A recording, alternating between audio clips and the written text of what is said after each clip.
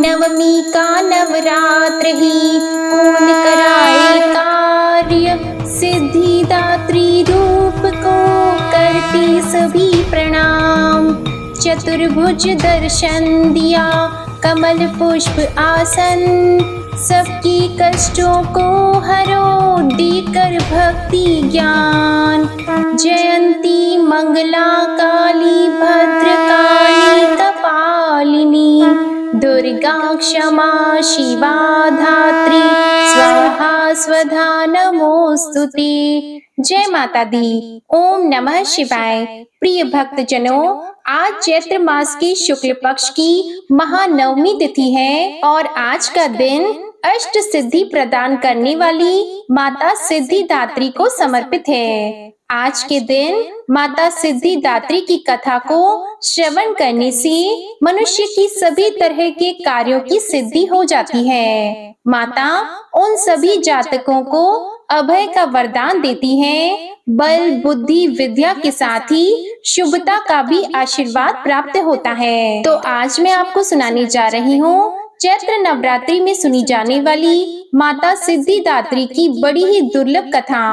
प्रिय भक्तजनों, इन कथाओं को बड़ी ही श्रद्धा और प्रसन्न चित्त मन से सुनिएगा। एक समय पर जब सृष्टि में अंधकार छा गया था, तब एक दिव्य शक्ति ने जन्म लिया, जो महाशक्ति के अलावा और कोई नहीं थी। देवी शक्ति ने ब्रह्मा विष्णु और महादेव की त्रिमूर्ति को जन्म दिया और तीनों को संसार के लिए अपने कर्तव्यों को निभाने के लिए अपनी भूमिका समझने की सलाह दी। उनके कहे अनुसार त्रिदेव एक महासागर के किनारे बैठ गए और कई वर्षों तक तपस्या की। तब माँ देवी ने सिद्धिदात्री के रूप में उन्हें दर्शन दिए और तीनों को अपनी शक्तियों के रूप में पत्नियां दी, ताकि वे लोग उनकी मदद से सृष्टि रचना का कारोबार कर सकें और धीरे धीरे सृष्टि में सब कुछ निर्माण हो सके। इस तरह माँ सिद्धिदात्री की कृपा से सृष्टि की रचना, पालन और संहार का कार्य संचालित हुआ। उस समय भगवान शिव ने माता सिद्धिदात्री की कठोर तपस्या करके 8 सिद्धियों को प्राप्त किया था। साथ ही माँ सिद्धिदात्री की कृपा से भगवान शिव का आधा शरीर देवी का हो गया और वे अर्धनारीश्वर कहलाए। माँ दुर्गा का वह अत्यंत ही शक्तिशाली स्वरूप है। इस ब्रह्मांड की शक्ति देवी दुर्गा हैं, जिन्होंने समय समय पर विभिन्न रूप धारण करके प्रकृति और सृष्टि के संरक्षण का कार्यभार संभाला। जब किसी दैत्य के सामने देवताओं के युद्ध कौशल कम पड़ जाया करते थे, तो स्वयं माँ आदि शक्ति भवानी सिद्धिदात्री ने अपने पुत्रों का रक्षण किया। माता सिद्धिदात्री देवी दुर्गा, जो न सिर्फ नारी शक्ति का स्वरूप है, बल्कि भक्तों की आस्था का परम पात्र भी है। एक समय पर महिषासुर नामक एक भयंकर राक्षस ने चारों ओर हाहाकार मचा दिया। वह जहाँ तहाँ मौत का नाच नचाता था और उसके गण ऋषियों के यज्ञों में विघ्न उत्पन्न करते थे। महिषासुर को वरदान प्राप्त था कि कोई भी देव, पशु या नर उसका वध नहीं कर सकता। इसलिए स्वयं त्रिदेव भी उसको मारने में असमर्थ थे। निरंकुश दैत्य राज महिषासुर ने अपने वरदान को कवच के रूप में उपयोग करते हुए देवलोक में भी अपना आधिपत्य जमा लिया और देवों को वहां से निकाल फेंका। देवताओं के यज्ञ भाग को भी उसने अपने वश में कर लिया। दैत्य राज से परेशान होकर सभी देवता त्रिदेव के पास गए और उनकी स्तुति करने लगे। सभी देवताओं के मुख पर चिंता का कारण त्रिदेव पहले से जानते थे। यह सब हाल जानकर भगवान शिव मुस्कुराए और बोले, हे नारायण, अब समय है कि हम सभी अपने तेज से इस जग की रक्षिका देवी दुर्गा का आह्वान करें। यह सुनकर स्वयं ब्रह्मदेव और नारायण ने भी हामी भर दी। इसके बाद स्वयं भगवान शिव, भगवान विष्णु और ब्रह्मदेव के शरीर से तेज उत्पन्न हुआ और वह एक जगह आकर मिल गया। इसके बाद वहां जितने भी देवता उपस्थित थे, सभी के शरीर से महातेज उत्पन्न हुआ और सभी त्रिदेव के उस परम तेज में आकर मिल गए। उस दिव्य तेज ने एक सुंदर स्त्री का रूप ले लिया। महादेव के तेज से माता का मुख हुआ, नारायण के तेज से 8 भुजाएं हुई, ब्रह्मदेव के तेज से चरण पादुकाएं बनी, यमराज के तेज से मस्तक और केश हुए, चंद्रदेव के तेज से माता के स्तन, देवराज के तेज से माता की कमर, वरुण के तेज से जंघाई और इसी तरह से अन्य देवताओं के तेज से माता के अन्य अंग उत्पन्न हुए। सभी ने मिलकर माता को श्रेष्ठ अस्त्र शस्त्र दिए। महादेव ने अपने त्रिशूल से शूल, नारायण ने अपने चक्र से एक दिव्य चक्र, ब्रह्मदेव ने एक दिव्य कमंडलू, देवराज इंद्र ने एक दिव्य और शक्तिशाली वज्र, सागर ने सुंदर रत्नों से सजे आभूषण, कभी मैले न होने वाले वस्त्र और मुकुट दिए। वरुण ने शंख, हिमालय ने माता को सवारी रूप में सिंह और इसी प्रकार देव शिल्पी विश्वकर्मा ने माता को दिव्य अस्त्र और शस्त्र निर्माण करके दिए। माता का यह स्वरूप अत्यंत तेजस्वी और भयंकर था। देवी के इस विशाल और भव्य स्वरूप को देखकर सभी देवताओं ने करबद्ध होकर उनकी स्तुति की तथा देवी पर पुष्पों की वर्षा की। माता ने प्रसन्न होकर कहा, हे देवों, कहो मेरा प्रादुर्भाव किस प्रयोजन से किया है? मैं अत्यंत प्रसन्न हूँ। मुझे बताओ, मैं तुम्हारी समस्या का हल कर देती हूँ। जिसके बाद देवताओं ने सारा हाल माता को कह सुनाया। इसके बाद रण क्षेत्र में माता ने विकराल रूप धारण करके पहले दैत्य राज की सेना का विध्वंस किया और बाद में महिषासुर को भी मार दिया। इसी तरह से पूर्व समय में दुर्गम नामक एक महाबली असुर था। उसने भगवान ब्रह्मा की कठोर तपस्या करके अद्भुत वरदान प्राप्त कर लिया। वरदान के प्रभाव से दुर्गमासुर ने वेदों का अपहरण कर लिया, जिससे सारी धार्मिक क्रियाएं और भावनाएं लुप्त हो गईं। दुर्गमासुर ने अहंकार के वश होकर संसार को अपमानित और पीड़ित कर रखा था। घोर अकाल पड़ गया। जीव अन्न और जल के लिए छटपटाने लगे। तीनों लोकों में त्राही त्राही मच गई।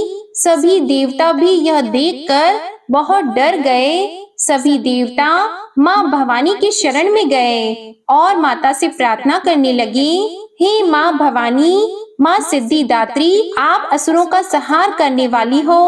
आपने शुंभ, निशुंभ, चंड, मुंड, मधु, कैटभ, महिषासुर आदि दैत्यों का वध करके हमारी रक्षा की है। हे माता, आपने हमें आशीर्वाद दिया था कि जब भी हम पर संकट आएगा आप हमारा उद्धार करेंगी। उसी प्रकार से हे भगवती माता, दुर्गमासुर का वध करके हमारी रक्षा कीजिए। देवताओं की विनती से प्रसन्न होकर माँ भगवती ने जल की अनन्य धाराएं प्रवाहित करके चारों ओर जल ही जल प्रवाहित कर दिया।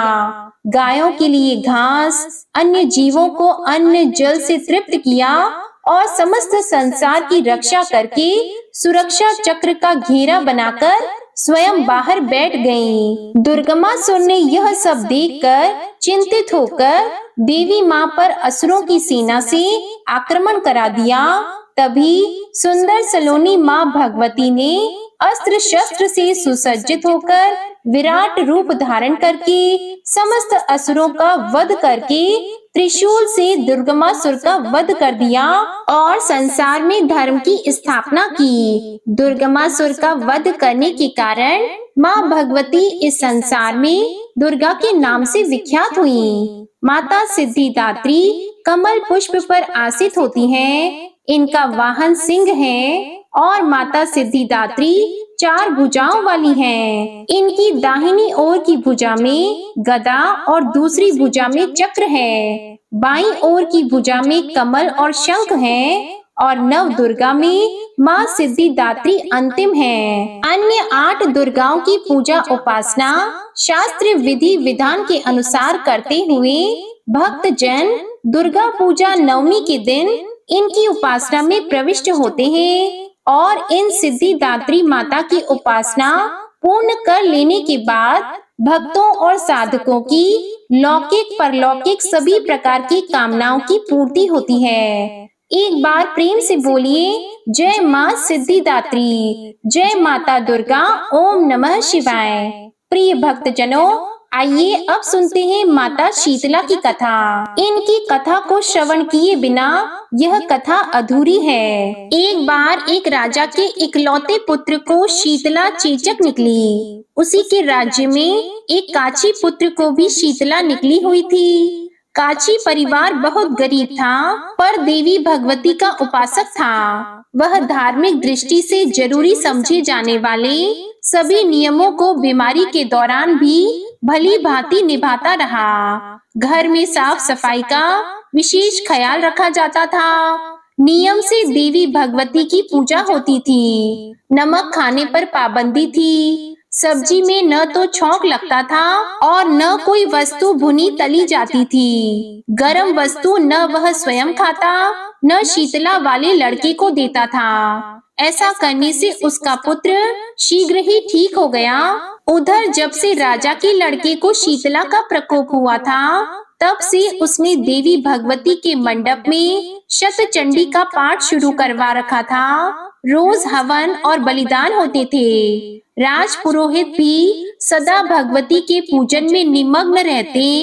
राजमहल में रोज कड़ाही चढ़ती, विविध प्रकार के गरम स्वादिष्ट भोजन बनते। सब्जी के साथ कई प्रकार के मांस भी पकते थे। इसका परिणाम यह होता कि उन लजीज भोजनों की गंध से राजकुमार का मन मचल उठता। वह भोजन के लिए जिद करता। एक तो राजपुत्र और दूसरे इकलौता, इस कारण उसकी अनुचित जिद भी पूरी कर दी जाती। इस पर शीतला का कोप घटने के बजाय बढ़ने लगा। शीतला के साथ साथ उसे बड़े बड़े फोड़े भी निकलने लगे, जिनमें खुजली और जलन अधिक होती थी। शीतला की शांति के लिए राजा जितने भी उपाय करता, शीतला का प्रकोप उतना ही बढ़ता जाता। क्योंकि अज्ञानतावश राजा के यहाँ सभी कार्य उल्टे हो रहे थे, इससे राजा और अधिक परेशान हो उठा। उसकी समझ में नहीं आ रहा था कि इतना सब होने के बाद भी शीतला का प्रकोप शांत क्यों नहीं हो रहा है। एक दिन राजा के गुप्तचरों ने उन्हें बताया कि काची पुत्र को भी शीतला निकली थी, पर वह बिल्कुल ठीक हो गया है। यह जानकर राजा सोच में पड़ गया कि मैं शीतला की इतनी सेवा कर रहा हूँ, पूजा और अनुष्ठान में कोई कमी नहीं, पर मेरा पुत्र अधिक रोगी होता जा रहा है, जबकि काची पुत्र बिना सेवा पूजा के ही ठीक हो गया। इसी सोच में उसे नींद आ गई। श्वेत वस्त्र धारिणी भगवती ने उसे सपने में दर्शन देकर कहा, हे राजन, मैं तुम्हारी सेवा अर्चना से प्रसन्न हूँ, इसलिए आज भी तुम्हारा पुत्र जीवित है। इसके ठीक न होने का कारण यह है कि तुमने शीतला के समय पालन करने योग्य नियमों का उल्लंघन किया। तुम्हें ऐसी हालत में नमक का प्रयोग बंद करना चाहिए। नमक से रोगी के फोड़ों में खुजली होती है। घर की सब्जियों में छौंक नहीं लगाना चाहिए, क्योंकि इसकी गंध से रोगी का मन उन वस्तुओं को खाने के लिए ललचाता है। रोगी का किसी के पास आना जाना मना है, क्योंकि यह रोग औरों को भी होने का भय रहता है। अतः इन नियमों का पालन कर तेरा पुत्र अवश्य ही ठीक हो जाएगा। विधि समझाकर देवी अंतर ध्यान हो गईं। इसके बाद राजा सपने में माँ भगवती के दर्शन पाकर बहुत ही खुश थे और अगले दिन से ही राजा ने शीतला माता के बताए हुए नियमों का पालन किया। देखते ही देखते कुछ ही दिनों में राजा का बेटा स्वस्थ हो गया। उसके बाद राजा ने पूरे राज्य में घोषणा करवाई कि चैत्र मास के कृष्ण पक्ष में आने वाली अष्टमी तिथि को शीतला माता की पूरी विधि विधान से पूजा की जाएगी। इस दिन पूरे राज्य में कोई भी घर पर चूल्हा नहीं जलाएगा और हर महीने अष्टमी तिथि के दिन व्रत रखकर व्रत कथा सुनी जाएगी। तो सारी जनता ने राजा के इस आदेश को पूरी श्रद्धा पूर्वक पालन किया। ऐसा करने से उन्हें शीतला माता का आशीर्वाद प्राप्त हुआ और पूरे राज्य में कभी भी रोग व्याधि नहीं आई। इसी दिन भगवान कृष्ण और माता देवकी का विधिवत पूजन करके मध्य काल में भोजन का भोग लगाना चाहिए। ऐसा करने से पुण्य ही नहीं मिलता बल्कि समस्त दुखों का भी निवारण होता है। एक बार प्रेम से बोलिए जय माता शीतला, ओम नमः शिवाय। प्रिय भक्तजनों, अब सुनते हैं शीतला माता की दूसरी कथा। एक गांव में ब्राह्मण दंपति रहते थे। दंपति के 2 बेटे और 2 बहुएं थी। बहुओं को लंबे समय के बाद बेटे हुए। इतने में शीतला अष्टमी का पर्व आया। घर में पर्व के अनुसार ठंडा भोजन तैयार किया गया। दोनों बहुओं के मन में विचार आया कि यदि हम ठंडा बासी भोजन लेंगी तो बीमार हो जाएंगी और बेटे भी अभी छोटे हैं। इस विचार के कारण दोनों बहुओं ने चोरी छिपे पशुओं के दाने तैयार करने के बर्तन में गुपचुप 2 बाटी तैयार कर ली। सास बहू शीतला की पूजा करके आई और शीतला माता की कथा सुनी। बाद में सास शीतला माता के भजन करने बैठ गई, लेकिन दोनों बहुएं बच्ची रोने का बहाना बनाकर घर आ गईं। दाने के बर्तन से गरम गरम रोटला निकाला, चूरमा किया और पेट भरकर खाना खाया। सास ने घर आने पर बहुओं से भोजन करने के लिए कहा। बहुएं ठंडा बासी भोजन करने का दिखावा करके घर के काम में लग गई। सास ने कहा, बच्चे कब के सोए हुए हैं, उन्हें जगाकर भोजन करा लो। बहुएं जैसे ही अपने बेटों को जगाने गई तो उन्हें मृत पाया। ऐसे बहुओं की करतूतों के फल स्वरूप शीतला माता के प्रकोप के कारण हुआ था। बहुएं विवश हो गईं और सास ने घटना जानने के बाद बहुओं को खूब डांटा। सास बोली कि तुम लोगों ने शीतला माता की अवहेलना की है, इसलिए घर से निकल जाओ और बेटों को जिंदा स्वस्थ लेकर ही घर में वापस पैर रखना।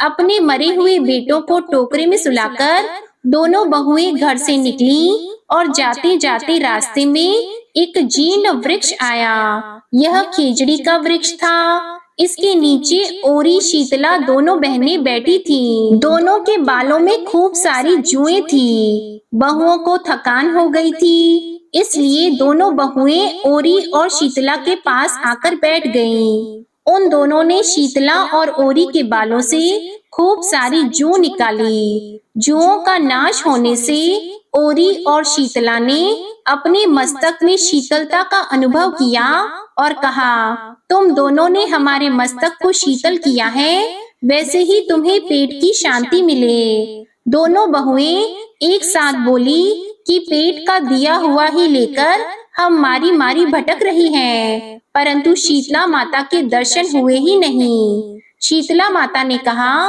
कि तुम दोनों पापिनी हो, दुष्ट हो, दुराचारिणी हो, तुम्हारा तो मुंह देखने भी योग्य नहीं है। शीतला अष्टमी के दिन ठंडा भोजन करने के बदले तुम दोनों ने गर्म भोजन कर लिया था। यह सुनते ही बहुओं ने शीतला माता जी को पहचान लिया। देवरानी जेठानी ने दोनों माताओं का वंदन किया। गिड़गिड़ाते हुए कहा कि हम तो भोली भाली हैं और अनजाने में हमने गरम ताजा भोजन खा लिया था। आपके प्रभाव को हम जानती नहीं थी। आप हम दोनों को क्षमा करें, हम पुनः ऐसा दुष्कृत्य कभी नहीं करेंगी। उनके पश्चाताप भरे वचनों को सुनकर माताएं प्रसन्न हो गईं। शीतला माता ने मृतक बालकों को जीवित कर दिया। बहुएं तब बच्चों को साथ लेकर आनंद से वापस गांव लौट आईं। गांव के लोगों ने जाना कि दोनों बहुओं को शीतला माता के साक्षात दर्शन हुए। दोनों का धूमधाम से स्वागत करके गांव में प्रवेश करवाया गया। बहुओं ने कहा, हम गांव में शीतला माता के मंदिर का निर्माण करवाएंगी। चैत्र मास में शीतला अष्टमी के दिन मात्र ठंडा खाना ही खाएंगी। उसके बाद में सारे गांव वाले शीतला माता की पूजा बड़ी धूमधाम से करने लगे। और बासी भोजन करने लगे। तो पूरे गांव पर शीतला माता की खूब कृपा बरसी। शीतला माता ने बहुओं पर जैसी अपनी दृष्टि की, वैसी ही सब पर अपनी कृपा करना। श्री शीतला माता सदा हमें शांति, शीतलता तथा आरोग्य प्रदान करें। जय माता शीतला, जय हो माँ दुर्गा। ओम नमः शिवाय। प्राचीन काल में मनोहर नगर में पीठत नाम का एक अनाथ ब्राह्मण रहता था। वह भगवती दुर्गा का भक्त था। उसके संपूर्ण सद्गुणों से युक्त सुमति नाम की एक अत्यंत सुंदरी कन्या उत्पन्न हुई। वह कन्या सुमति अपने पिता के घर बाल्यकाल में अपनी सहेलियों के साथ क्रीड़ा करती हुई इस प्रकार बढ़ने लगी जैसे शुक्ल पक्ष में चंद्रमा की कला बढ़ती है। उसका पिता प्रतिदिन जब दुर्गा माँ की पूजा करके होम किया करता, वह उस समय नियम से वहां उपस्थित रहती। एक दिन सुमति अपनी सखियों के साथ खेल में लग गई और भगवती के पूजन में उपस्थित नहीं हुई। उसके पिता को पुत्री की ऐसी असावधानी देखकर क्रोध आया और वह पुत्री से कहने लगा, अरे दुष्ट पुत्री, आज तूने भगवती का पूजन नहीं किया, इस कारण मैं किसी कुष्ठ रोगी या दरिद्र मनुष्य के साथ तेरा विवाह करूंगा।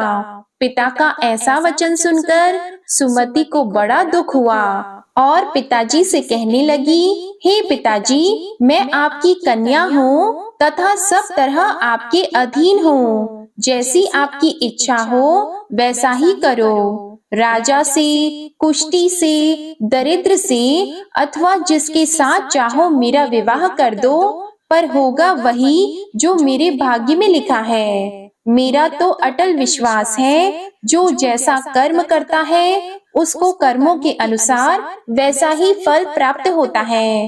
क्योंकि कर्म करना मनुष्य के अधीन है, पर फल देना ईश्वर के अधीन है। जैसे अग्नि में पड़ने से तृण आदि उसको अधिक प्रदीप्त कर देते हैं, इस प्रकार कन्या के निर्भयता से कहे हुए वचन सुनकर उस ब्राह्मण ने क्रोधित होकर अपनी कन्या का विवाह एक कुष्टी के साथ कर दिया और अत्यंत क्रोधित होकर पुत्री से कहने लगा, हे पुत्री, अपने कर्म का फल भोगो। देखे भाग्य के भरोसे रहकर क्या करती हो। पिता के ऐसे कटु वचनों को सुनकर सुमति मन में विचार करने लगी, अहो, मेरा बड़ा दुर्भाग्य है जिससे मुझे ऐसा पति मिला। इस तरह अपने दुख का विचार करती हुई वह कन्या अपने पति के साथ वन में चली गई और डरावनी कुशा युक्त उस निर्जन वन में उन्होंने वह रात बड़ी कष्ट से व्यतीत की। उस गरीब बालिका की ऐसी दशा देखकर देवी भगवती ने पूर्व पुण्य के प्रभाव से प्रकट होकर सुमति से कहा, हे दीन ब्राह्मणी, मैं तुमसे बहुत प्रसन्न हूँ। तुम जो चाहो वो वरदान मांग सकती हो।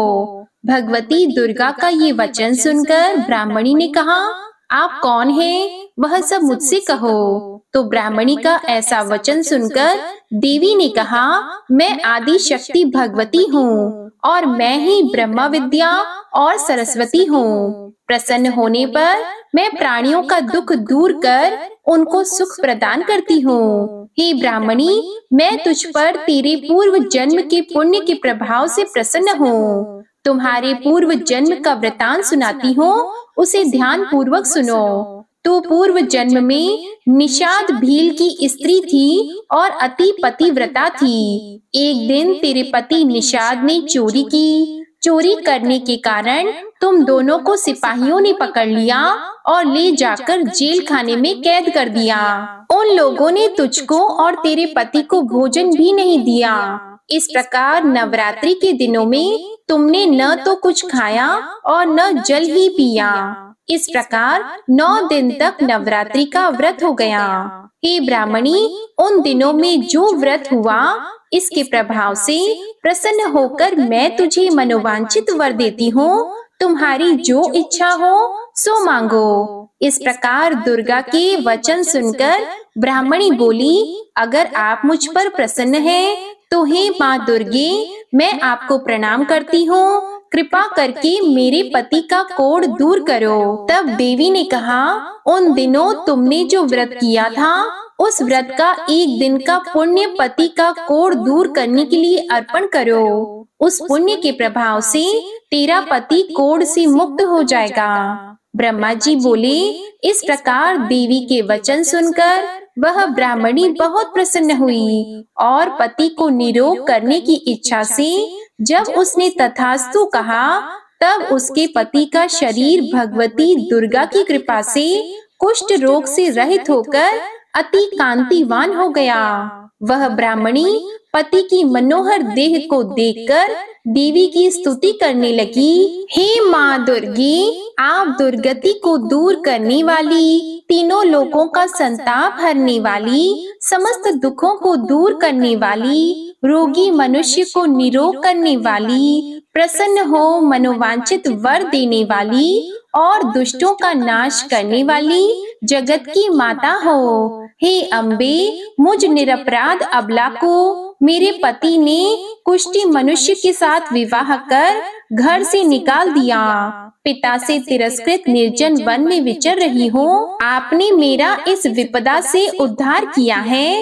हे देवी, आपको प्रणाम करती हूँ, मेरी रक्षा करो। ब्रह्मा जी बोले, हे बृहस्पति, उस ब्रह्माणी की ऐसी स्तुति सुनकर देवी बहुत प्रसन्न हुई और ब्राह्मणी से कहा, हे ब्राह्मणी, तेरे उदालय नामक अति बुद्धिमान, धनवान, कीर्तिवान और जितेंद्रिय पुत्र शीघ्र उत्पन्न होगा। ऐसा वर प्रदान करके देवी ने ब्राह्मणी से फिर कहा, हे ब्राह्मणी, और जो कुछ तेरी इच्छा हो वो मांग लो। भगवती दुर्गा का ऐसा वचन सुनकर सुमति ने कहा, हे भगवती दुर्गे, अगर आप मुझ पर प्रसन्न हैं, तो कृपा कर मुझे नवरात्रि व्रत की विधि और उसके फल का विस्तार से वर्णन करें। इस प्रकार ब्राह्मणी के वचन सुनकर देवी दुर्गा ने कहा, हे ब्राह्मणी, मैं तुम्हें संपूर्ण पापों को दूर करने वाली नवरात्रि व्रत की विधि बताती हूँ, जिसको सुनने से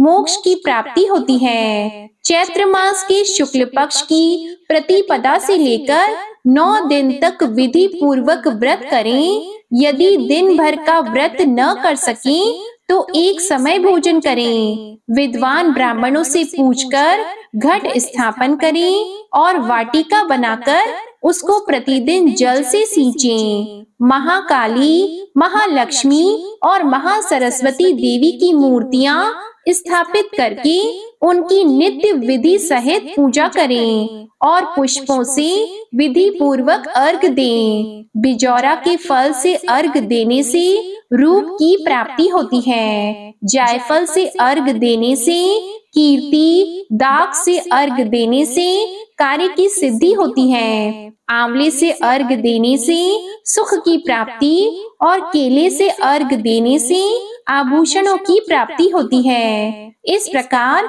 पुष्पों और फलों से अर्घ देकर व्रत समाप्त होने पर 9वें दिन यथा विधि हवन करें। खांड, घी, गेहूं, शहद, जौ, तिल, बेल, नारियल, दाख और कदम्ब आदि से हवन करें। गेहूं से होम करने से लक्ष्मी की प्राप्ति होती है। खीर एवं चंपा के पुष्पों से धन की और बेल के पत्तों से तेज व सुख की प्राप्ति होती है। आंवले से कीर्ति और केले से पुत्र की, कमल से राज सम्मान की और दाखों से संपदा की प्राप्ति होती है। खांड, घी, नारियल, शहद, जौ और तिल तथा फलों से होम करने से मनोवांछित वस्तु की प्राप्ति होती है। व्रत करने वाले मनुष्य इस विधि विधान से होम कर आचार्य को अत्यंत नम्रता के साथ प्रणाम करें और यज्ञ की सिद्धि के लिए उसे दक्षिणा दे। इस प्रकार बताई हुई विधि के अनुसार जो व्यक्ति व्रत करता है, उसके सब मनोरथ सिद्ध होते हैं। इसमें तनिक भी संदेह नहीं है। इन 9 दिनों में जो कुछ दान दिया जाता है, उसका करोड़ों गुना फल मिलता है। इस नवरात्रि व्रत को करने से अश्वमेध यज्ञ का फल मिलता है। हे ब्राह्मणी, इस संपूर्ण कामनाओं को पूर्ण करने वाले उत्तम व्रत को तीर्थ, मंदिर अथवा घर में विधि के अनुसार करें। ब्रह्मा जी कहते हैं, हे बृहस्पति, इस प्रकार ब्राह्मणी को व्रत की विधि और फल बताकर देवी अंतर ध्यान हो गयी। जो मनुष्य या स्त्री इस व्रत को विधि पूर्वक करता है, वह इस लोक में सुख प्राप्त कर अंत में दुर्लभ मोक्ष को प्राप्त होता है। हे बृहस्पति, यह इस दुर्लभ व्रत का महात्म्य है जो मैंने तुम्हें बताया है। यह सुनकर बृहस्पति जी आनंद से प्रफुल्लित होकर ब्रह्मा जी से कहने लगे, हे ब्राह्मण, आपने मुझ पर अति कृपा की जो मुझे इस नवरात्रि व्रत का महात्म्य सुनाया। ब्रह्मा जी बोले, हे बृहस्पति, यह देवी भगवती शक्ति संपूर्ण लोकों का पालन करने वाली है। इस महादेवी के प्रभाव को कौन जान सकता है?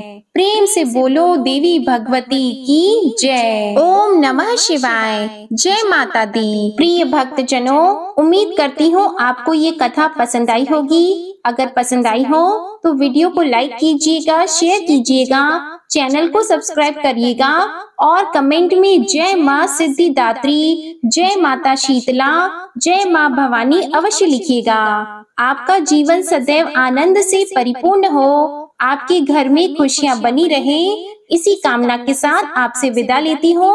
मिलते हैं नेक्स्ट वीडियो में। जय माता दी।